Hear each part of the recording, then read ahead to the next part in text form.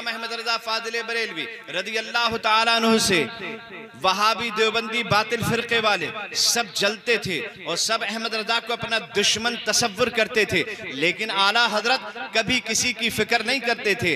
पूरी दुनिया अगर वहाबियत के नाम पे मेरी दुश्मन हो जाए तो मुझे इस बात की कोई परवाह नहीं है, और पूरी दुनिया मुझसे दुश्मनी करने लगे, मुझे इस बात की कोई फिक्र नहीं है, क्योंकि उन्हें जाना उन्हें माना, न रखा गैर से काम। उन्हें जाना उन्हें माना, न रखा गैर से काम। लिल्लाहिल हम्द, मैं दुनिया से मुसलमान गया। ये तो वहाबी थे जो अहमद रज़ा के दुश्मन बन गए थे। लेकिन हजरात गिरामी, अब अपनों की जब बारी आई तो वो भी आला हजरत के हासिद बन गए और वो भी आला हजरत से हसद करने लगे, आला हजरत से जलन करने लगे। आप कहेंगे अहमद रज़ा फाज़िल बरेलवी से अपनों की जलन का क्या सबब है, अपने क्यों जलने लगे? तो ऐसा नहीं है कि इमाम अहमद रज़ा ने किसी की जमीन जोत ली हो, इमाम अहमद रज़ा ने किसी का खेत मार लिया हो, आला हजरत ने किसी का घर मार लिया हो। ऐसा नहीं है कि आला हजरत ने किसी का उधार लिया हो और उधार लेके वापस ना दिया हो, इसलिए दुश्मनी अपनों से हो गई। जो सुन्नी थे बनाम सुन्नी, वो आला हजरत से दुश्मनी करने लगे और आला हजरत से हसद करने लगे। आप कहेंगे किस वजह से हसद करते थे? कोई जाती रंजिश थी? नहीं। कोई माल का मामला था? नहीं। कोई जायदाद का मामला था? नहीं। कोई पैसे का मामला था? नहीं। आला हजरत को दौलत से कोई मतलब ही नहीं था। वो तो ये कहते थे कि मेरी जिंदगी का सबसे कीमती सरमाया मदीने वाले की मोहब्बत है, मेरी जिंदगी का सबसे कीमती दौलत गौसे आजम की मोहब्बत है। जो गौसे आजम की मोहब्बत को अपनी जिंदगी का सबसे कीमती सरमाया समझता हो, जो रसूल अल्लाह के इश्क को अपनी जिंदगी का सबसे कीमती सरमाया समझता हो, वो दुनिया की दौलत को कभी क्रेज नहीं देता है, वो दुनिया की दौलत को कभी अहमियत नहीं दे सकता है। तो फिर अपने नाराज क्यों हो गए? हजरात अपने नाराज क्यों हुए वो भी सुन लीजिए जरा, एक मर्तबा मचल के कह दीजिए सुभान अल्लाह, सुभान अल्लाह, सुभान अल्लाह, सुभान अल्लाह। अपने क्यों आला हजरत से नाराज हो गए? मैं जरा आपको बता दूं। किसी ने आला हजरत से पूछा, हुजूर ये बताइए गैर आलिम को वाज कहना कैसा है? इमाम अहमद रज़ा फाज़िल बरेलवी ने शरीयत मुताहरा की रोशनी में ये जवाब इनायत फरमाया कि गैर आलिम को तकरीर करना नाजायज़ व हराम है। जो गैर आलिम तकरीर किया करते थे वह अहमद रज़ा से नाराज़ होते चले गए। किसी ने पूछा, हुजूर ये बताइए कव्वालियाँ सुनना कैसा है? इमाम अहमद रज़ा ने फ़िक़्ह हनफ़ी की रोशनी में जवाब दिया कि कव्वाली मज़ामीर के साथ सुनना नाजायज़ व हराम है। जो कव्वालियाँ सुना करते थे, जो ढोलक की थाप पर थिरका करते थे, वो अहमद रज़ा के दुश्मन होते चले गए। किसी ने पूछा, हुजूर ये बताइए ताज़िया उठाना कैसा है? अहमद रज़ा ने फ़िक़्ह हनफ़ी की रोशनी में जवाब दिया, ताज़िया उठाना मुरव्वजा ताज़ियादारी नाजायज़ व हराम है। किसी ने जो ताज़िया उठाया करते थे वह अहमद रज़ा के दुश्मन बनते चले गए, हसद करने लगे इमाम अहमद रज़ा से। किसी ने पूछा, हुजूर ये बताइए अय्याम मुहर्रम में काला और हरा कपड़ा पहनना कैसा है?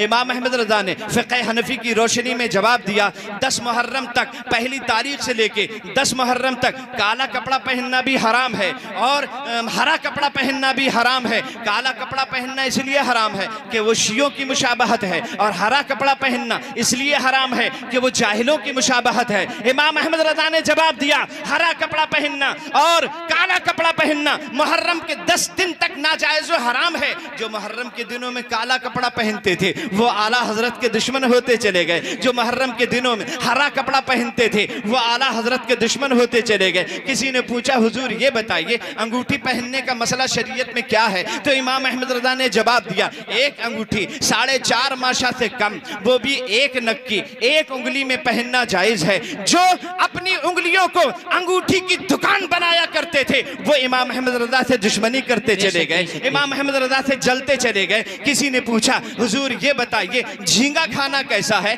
आला हजरत ने फ़िक़्ह हनफ़ी की रोशनी में जवाब दिया कि झींगा खाना खिलाफ़े औला है। जो झींगे मज़े ले ले के खाया करते थे वो आला हजरत के दुश्मन होते चले गए। किसी ने पूछा, हुजूर ये बताइए ओझड़ी खाना कैसा है? इमाम अहमद रज़ा ने फ़िक़्ह हनफ़ी की रोशनी में जवाब दिया, ओझड़ी खाना नाजायज़ व हराम है। जो ओझड़ी नोचा करते थे, ओझड़ियाँ खाया करते थे, वो इमाम अहमद रज़ा के दुश्मन होते चले गए। किसी ने पूछा, हुजूर ये बताइए बताइए लाठी लेकर जुमा का खुतबा देना कैसा है? इमाम अहमद रज़ा ने फरमाया खिलाफ औला है। जो लाठी लेके जुमा का खुतबा दिया करते थे वो आला हजरत के दुश्मन होते चले गए। किसी ने पूछा हुजूर ये बताइए लाल रंग का कपड़ा पहनना, पीले रंग का कपड़ा पहनना कैसा है? इमाम अहमद रज़ा ने फरमाया गैर मुस्तहसन है। जो काला, जो पीला और लाल कपड़ा पहना करते थे वो आला हजरत के दुश्मन होते चले गए। किसी ने पूछा हुजूर ये बताइए जुमा के खुतबे की अजान अंदर देना चाहिए या बाहर देना चाहिए? इमाम अहमद रज़ा ने जवाब दिया जुमे खुतबा की अजान,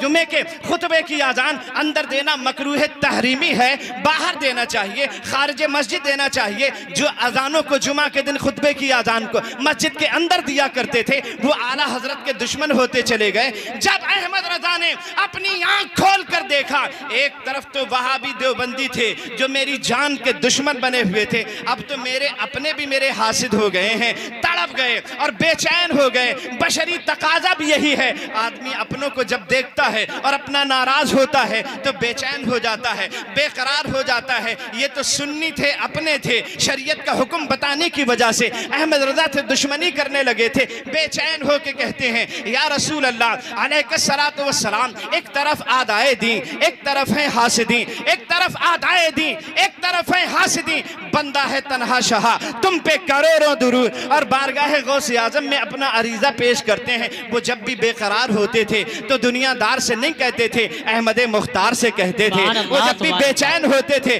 किसी और से नहीं कहते थे, बगदाद के दूल्हा अब्दुल कादिर जीलानी से कहते थे। कहते हैं या गौसे आजम रज़ियल्लाहु ताला अन्हु, तलब का मुंह तो किस काबिल है या गौस, मगर तेरा करम शामिल है या गौस। अदुबद्दीन मजहब वाले हासिद, तू ही तन्हा का जोरे दिल है या गौस। ए गौसे आजम, अब तो अहमद रज़ा तन्हा पड़ गया। एक तरफ तो वहाबी देवबंदी है जो दुश्मन बने हुए हैं और एक तरफ अपने हैं जो हासिद बने हुए हैं। मैं क्या करूं या रसूल अल्लाह, मैं क्या करूं या गौसे आजम, मैं क्या करूं? तो बारगाह रिसालत से जवाब आता है, ए अहमद रज़ा, तुमने ये जो दुश्मनी ली है अपनी जात के लिए नहीं ली है, हमारी जात के लिए ली है। अहमद रज़ा, तुमने ये जो तुम दुश्मनी ली है वो अपनी तबीयत के लिए नहीं ली है, अपने हमारी नबी की, हमारी शरीयत के लिए ली है। ए अहमद रज़ा, अपने आप को तन्हा न समझना, मैदान में उतर जाना।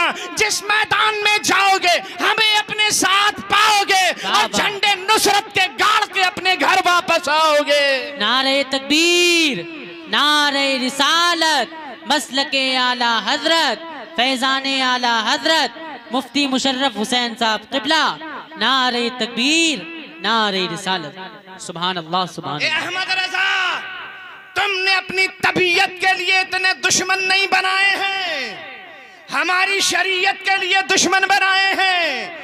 हम तुम्हें इनाम देते हैं और एक ऐसा इनाम देते हैं कि पूरे दुनिया के हर मुल्क में जहां हमारा चाहने वाला रहता होगा वो फजर की नमाज से फारिग होगा और इकट्ठा होकर दुनिया की हर मस्जिद की मेहराबों से और मीनारों से ये आवाज आया करेगी, मुस्तफा जाने रहमत पे लाखों सलाम, शम्ए बज़्म हिदायत पे लाखों सलाम। सुभान अल्लाह, सुभान अल्लाह, सुभान अल्लाह। बहुत खूब हजरत, सुभान अल्लाह, सुभान अल्लाह। आला हजरत की दुश्मनी करने के बाद इमाम अहमद रज़ा को घटाने की कोशिश की, उनको पसपा करने की कोशिश की, उनको नीचा दिखाने की कोशिश की, लेकिन हकीकत यह है पीछे दुश्मन पड़े थे, पड़े रह गए, पीछे दुश्मन पड़े थे, पड़े रह गए, फिर भी झंडे रज़ा के गड़े रह गए। पीछे दुश्मन पड़े